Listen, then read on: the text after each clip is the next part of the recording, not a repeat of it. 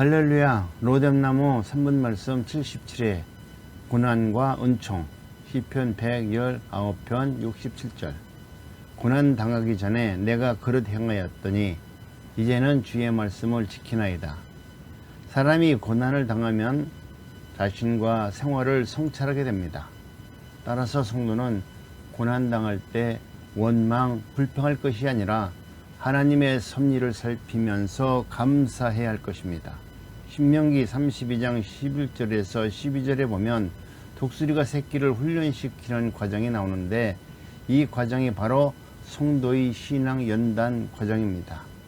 독수리가 새끼를 낳아 기를 때는 보통 새와 달리 깊은 산속에 들어가 바위 틈 사이에 집을 짓습니다. 그런데 독수리는 새끼를 위해 집을 지을 때 다른 새처럼 건물로 짓지 않고 가시가 있는 가지로 짓습니다. 그 때문에 독수리는 둥지를 만들 때 여간 고생하는 것이 아닙니다. 몸이 상합니다. 그런 다음 독수리는 약한 짐승을 잡아 그 가죽을 둥지 안에 덮고 새끼를 잡아 깃털을 뽑아서 둥지에 깔아놓습니다. 그리고 나서 알을 낳고 부화시킵니다. 이미 독수리의 배려로 아늑한 둥지가 있는 독수리 새끼는 자기가 있는 곳이 가시 둥지인지 모르고 그저 어미 독수리가 물어다 주는 먹이만 먹고 지냅니다. 그러다가 어느 정도 세월이 흐르면 어미 독수리는 새끼를 하여금 가시 둥지를 딛고 자신의 날개에 올라타게 합니다. 그러나 창공에 대한 공포를 갖는 새끼가 선뜻 말을 듣지 않습니다. 그럴 때 어미는 둥지를 덮고 있는 가죽이나 새의 깃털을 치워버립니다. 그러면 날카로운 가시가 새끼를 찌릅니다. 그때서야 새끼는 그 가시의 고통으로 인해 둥지를 딛고 어미의 등에 탑니다. 그렇게 되면 어미는 새끼를 등에 업고 창공에 힘차게 올라 나르는 연습을 시키는 것입니다. 그리고 연습이 끝나면 바위에 앉아 준비해둔 먹이를 주곤 합니다. 하나님께서 성도의 옆길에 가시를 주는 것은 마치 독수리 새끼로 하여금 가시 둥지를 딛고 자신의 등에 태우기를 바라는 것과 같습니다.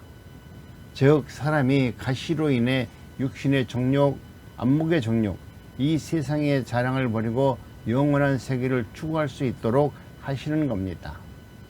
만일 사람에게 가시가 없다면 썩어질 육신의 쾌락을 추구하며 살아갑니다. 사람이 이렇게 세상 쾌락을 추구하며 살면 하나님께서 안락한 환경을 제하시고 고통스러운 가시의 환경으로 바꾸어 주십니다. 이러므로 우리는 가시가 우리를 죽이려는 칼이 아니라 깊은 하나님의 은총을 깨닫게 되는 복된 동기가 된다는 것을 알아야 합니다. 따라서 가시를 보고 원망하거나 불평하지 마십시오. 가시가 있는 곳에 은혜가 있습니다. 우리가 살아가면서 가시에 찔릴 때가 많습니다. 어떤 때는 하나님 왜 이런 가시를 주십니까? 라고 탄식하기도 합니다. 그러나 우리가 그 은혜를 알면 하나님 이것이 제게 복이군요 라며 고백하게 됩니다.